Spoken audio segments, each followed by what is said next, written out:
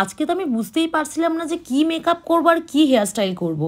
কারণ দেখো তোমরা হেয়ারটা একবার দেখো। আজকে ব্রাইডের হেয়ার কিন্তু ভীষণ ছোট, একদম মানে খুবই ছোট লেন্থ, তার উপরে কিন্তু একদম ভীষণ কার্লি একটা হেয়ার।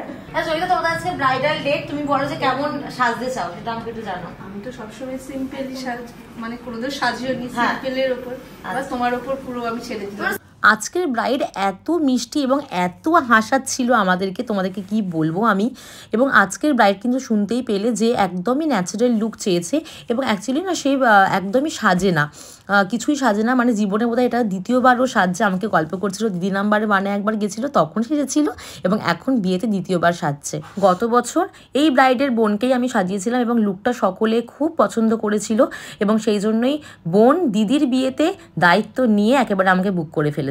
এবং দেখতেই পাচ্ছ আজকে ব্রাইড কিন্তু ভীষণই ফেয়ার, আমি সেই স্কিন টোনটাকেই বজায় রেখেছি, এবং আই কিন্তু যথেষ্ট ছোট, তো সেক্ষেত্রে আমি কোনো কাট আই মেকআপ করিনি, ডিফিউজ আই মেকআপ করেছিলাম, এবং লোয়ার ল্যাশ লাইন নিউট্রাল রেখেছিলাম যাতে আইটা একটু বড় লাগে। আর ল্যাশ পরাতে গিয়ে যা হলো, ব্রাইড বলছে যে আই ল্যাশে নাকি পর্দা আটকে দিয়েছি আমরা, চোখই খুলতে পারছে না।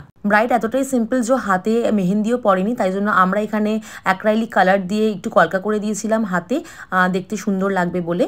অ্যান্ড আই মেকআপের ক্ষেত্রে তোমরা অনেকেই জিজ্ঞাসা করো আমি কি শিমার ইউজ করি ব্রাইডদের উপরে, যেটা একেবারে গ্লিটারের মতো দেখতে লাগে।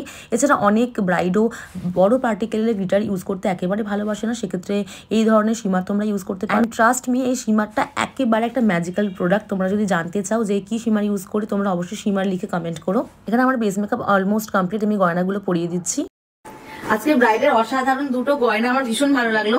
এইটা হচ্ছে প্রজাপতির ডিজাইনের, পুরো কি সুন্দর, আর এইটাও আংটিটাও প্রজাপতি। সত্যি এত সুন্দর এই দুটো গয়নার ডিজাইন, আমার ভীষণ ভালো লেগেছে। সবই তো হলো, কিন্তু সেই ছোট হেয়ারের হেয়ার স্টাইল আমি কি করে করলাম সেটা যদি তোমরা দেখতে চাও দেন অবশ্যই আমাকে জানিও।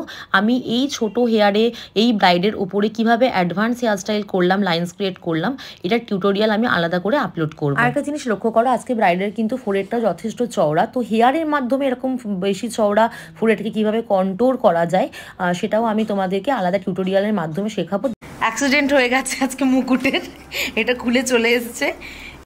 আজকের ব্রাইডকে আমি যতটা সম্ভব নিজের মনের মতন করে একটা মিষ্টি লুক দেওয়ার চেষ্টা করলাম। চলো ব্রাইডের কাছ থেকে জেনে নেওয়া যাক যে তার কেমন লাগলো লুকটা। জয়িতা, তোমাকে তো একটা ব্রাইডাল লুক দিলাম, তোমার লুকটা কেমন লাগলো বলো?